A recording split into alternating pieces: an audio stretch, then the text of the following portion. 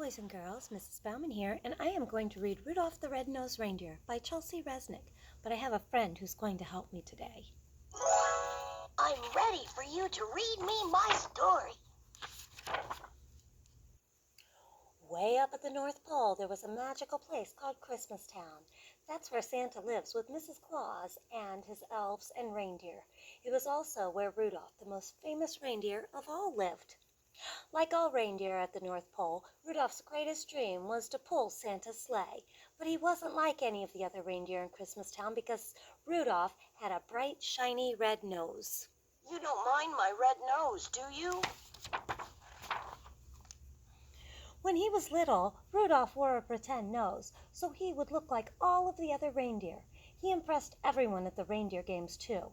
He was a natural at flying, but one day Rudolph's pretend nose popped off. The other reindeer all laughed and called him names. Who ever heard of a reindeer with a red nose? It seemed that Rudolph just didn't fit in. Why am I such a misfit?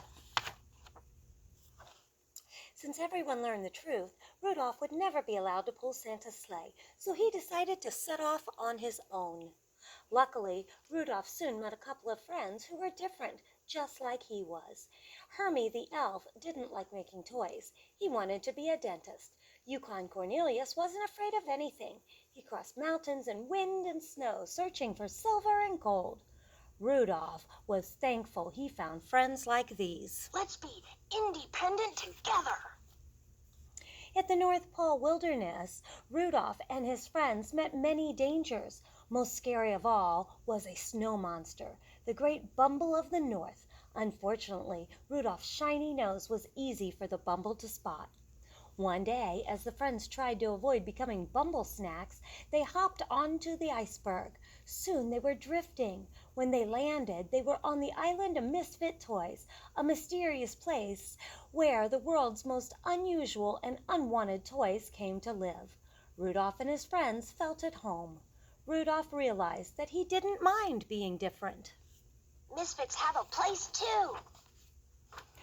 Rudolph knew he couldn't stay on the island forever, and he couldn't let the bright nose keep putting Hermie and Yukon Cornelius in danger. The Bumble would catch them all sooner or later, so Rudolph decided to strike out on his own. Time passed, and Rudolph grew and grew and grew. Now more grown up, Rudolph began to see that he couldn't keep running from his troubles. It was time to go home. He had to see his parents and, of course, the magical man himself, Santa Claus. He's the king of jingling. When Rudolph arrived home, he learned that his parents and his friend Clarice had gone looking for him and still hadn't returned. What if they were in danger? I'll find them all, Rudolph vowed. The first place he looked was the Bumble's enormous cave, and oh no! Sure enough, there were his mom, dad, and Clarice. This was a huge disaster. I'm telling you, it's just plain awful. It was lucky that Hermie and Yukon Cornelius happened to pass the Bumble's cave. Leaping into action, Hermie lured the Bumble outside the cave by oinking like a pig. As everyone knows, the pig are the Bumble's most favorite treat. Then crash, boom! Yukon Cornelius pushed a boulder onto the beast's giant head. With the Bumble out cold, Hermie removed every one of his razor-sharp teeth. Rudolph sighed with relief. Phew!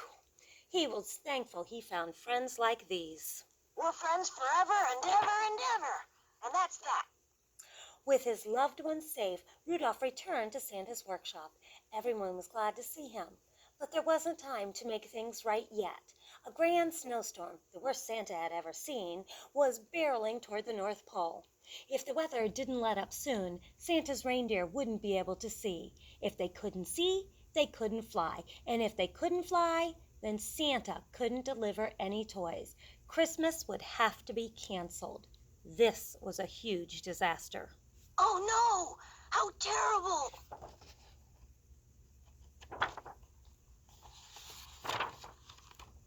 Santa didn't want to let down the little boys and girls of the world. But what could he do?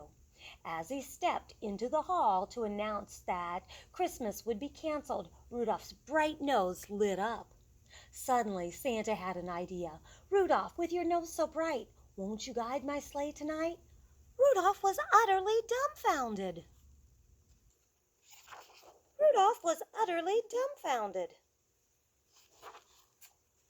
Santa wanted Rudolph to lead the sleigh.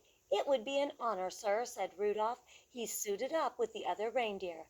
Then he took Santa to the island of misfit toys, where he picked up all the world's forgotten toys, delivered them to girls and boys who loved them, and that after that they were all off and away. And what became of Rudolph?